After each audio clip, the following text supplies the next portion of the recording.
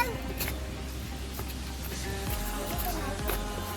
নারকেল গাছ, আর দেখেন শুকনো মরিচের গাছ।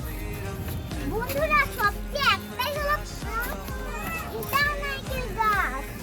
এখানে গাজর গাছ ছিল, মানে কি এটা দেখেন এটা ঢেঁড়স গাছ। এই যে ঢেঁড়সটা শুকাই দিচ্ছি, তো বীজটা আরো মুখেতে ঢেঁড়স গাছ লাগানো যাবে।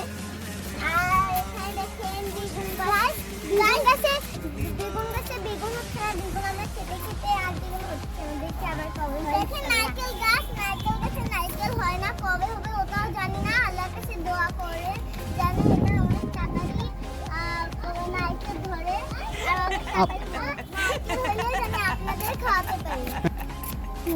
তো গাইস ওটা এই যে মরিচটা, মরিচ থেকে আমরা অনেক মরিচ খেয়েছি, এই মরিচটা থেকে আর কয়েকদিন পরে বীজ বের হবে। মামা দেখো কত সুন্দর মরিচ দেখছো। মামা ছিঁড়ে দিল। আল্লাহ, এখন কি করবো? কি করলা? হ্যাঁ বুঝিনি তো। আপনি এখন ঠিক বানানো। আচ্ছা আপনারা এখানে আসেন, আপনাদের এখানে কেটে রান্না করে খান। গাইস দেখো শসা গাছে শসা হয়নি, কিন্তু কতগুলো ফুল হয়েছে।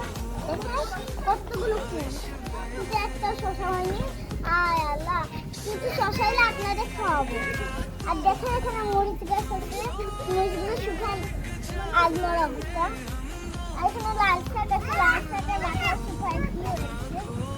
দেখেন বন্ধুরা, দেখেন আধা কি করে আমরা আসলে ভিডিও করতে। বন্ধুকে আবহাওয়াটা অনেক সুন্দর, আকাশে মেঘলা জমছে, মনে হচ্ছে আজকে একটু পরে বৃষ্টি হবে।